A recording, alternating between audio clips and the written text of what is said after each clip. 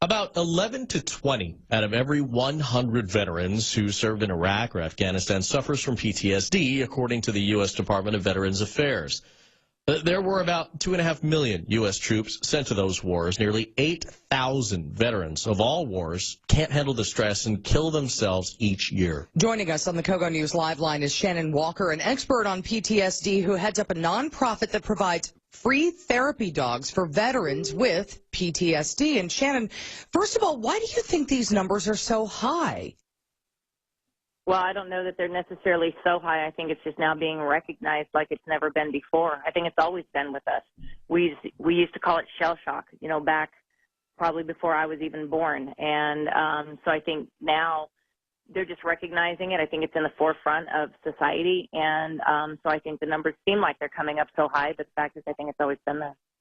Well, something I read says Vietnam veterans are hit especially hard. Why do you think that's so? Hit especially hard with Pete, maybe because of the type of war we had at that time. I don't know why it would be, or the simple fact that we had so many of our soldiers in Vietnam. So I don't know why it would be different. I don't see a difference personally in the Vietnam veterans that we work with in Northwest Battle Buddies. We provide service dogs to them, and I don't really see a difference between them and the younger veterans who have PTSD. To them, they're just brothers in arms, and it's all the same to them, and we help them just the same. Well, let's talk about how you help them. I realize that, within the confines of an interview, it's a little short, but, how do you begin the process of helping somebody work through PTSD or learn how to cope with it, or how do you even do that at all? Well, you know what we do is we provide them a service dog that's highly trained.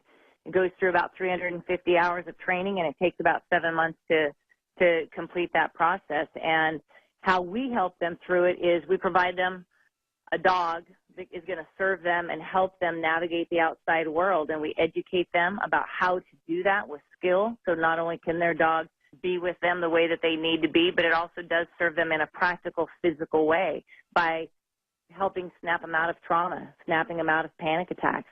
The dogs wake them up from nightmares. The dogs, when they are out in public and the soldiers or the veterans go through a metabolic change from stress, that the dogs actually interrupt those moments and lick their faces and help bring them back to the moment of now. Now, do you know about this new documentary that's actually called "The War Comes Home"? I am familiar with it, yes. Okay, can you tell us anything about that? Well, what it does, it talks about the suicide rate in America. It talks about the suicide rate that's 22 a day. Whether it's 22 a day or not, because sometimes that number fluctuates, but one suicide a day, in my opinion, is way too much amongst our American heroes. It also talks about the impacts on the families of what it does to the core structure of the family, because you've got loved ones that are trying to help deal with, their family member who isolation is one of the main symptoms of PTSD and self-medication, and it talks about bringing light to that struggle, that internal struggle that family members and our veterans are dealing with.